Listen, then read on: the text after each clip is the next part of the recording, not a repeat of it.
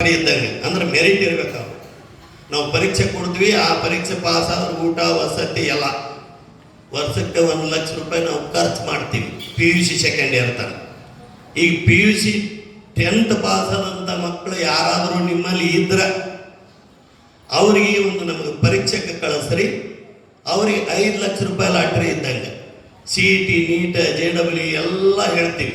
ಅವ್ರು ಡಾಕ್ಟ್ರು ಇಂಜಿನಿಯರ್ನು ಮಾಡಿ ಕಳಿಸ್ತೀವಿ. ಅಂದ್ರೇನು, ಅವರು 95 ಅಬವ್ ಇರಬೇಕು. ಪೊಕಟ್ SC ST ಮಕ್ಕಳಿಗೆ ಅಂತೂ ಸರ್ಕಾರ ಕೊಡ್ತೈತಿ. ತಂದೆ ತಾಯಿಗಳಿರ್ಲಾರ್ದ ಮಕ್ಕಳಿಗೆ, ಅಂಗವಿಕಲರಿದ್ದಂಥವ್ರ ಮಕ್ಕಳಿಗೆ, ಬಡವರ ಮಕ್ಕಳಿಗೆ ನಾನು ಸ್ವತಃ ಫ್ರೀ ಕೊಡ್ತೀನಿ. ಅದಕ್ಕೆ ಅದ್ರ ಉಪಯೋಗವನ್ನು ಕೂಡ ನೀವು ತಗೋರಿ. ನಿಮ್ಮವರೇ ಇರಲಿ, ನಿಮ್ಮ ಮನೆಯಾಗೆ ಇರಲಿ, ನಿಮ್ಮ ಬೀಗರೇ ಇರಲಿ, ನಿಮ್ಮ ಸ್ನೇಹಿತರೇ ಇರಲಿ, ಹೇಳ್ರಿ, ಕಳಿಸ್ರಿ. ಗೊತ್ತಾಯ್ತಲ್ಲ ನಾನು ಹೇಳೋದು? 10ನೇ ತರಗತಿ ಈ ಸದ್ದು ಓದಿ ಅವ್ರು 90% ಅಬೌವ್ 95% ಅಬೌವ್ ತಗೋಬೇಕು.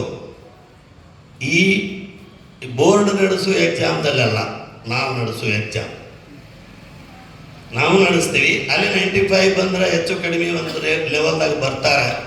95 98 ತೊಗೊಂಡಂಥ ಮಕ್ಕಳು ಬುದ್ಧಿವಂತರೇ ಇರ್ತಾರೆ.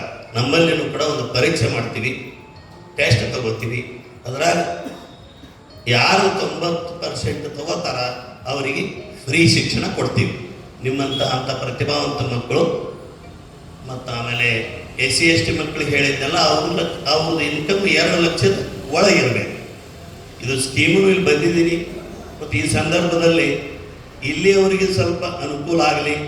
ನಾನು ಆಲ್ರೆಡಿ ಹೇಳಿದ್ದೀನಿ ಅಂಗಡಿಯವರಿಗೆ, ನೀವ್ರಿಗೆಲ್ಲ ಹೇಳಿದ್ದೆ.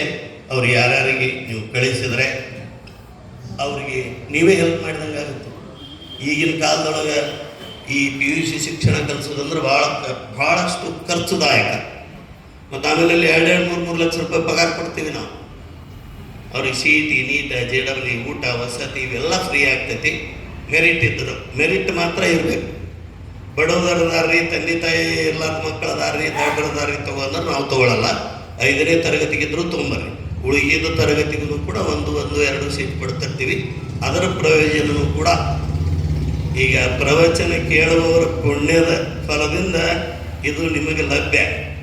ಯಾಕಂದ್ರೆ ನಾವು ಬರದೇ ಇದ್ರೆ ಈ ಸ್ಕೀಮ್ ನಿಮಗೆ ಗೊತ್ತಾಗ್ತಿರ್ಲಿಲ್ಲ. ಅದರ ಸಲುವಾಗಿ ಅದರದ್ದು ಕೂಡ ಉಪಯೋಗ ತಗೋರಿ ಅಂತ ಈ ಸಂದರ್ಭದಲ್ಲಿ ಹೇಳ್ತಾ, ಎಲ್ಲರಿಗೂ ಪೂಜಾ ಹಬ್ಬಗಳಲ್ಲಿ ಹಾಗೂ ತಮ್ಮೆಲ್ಲರಲ್ಲಿ ಶರಣು ಶರಣಾರ್ಥಿ.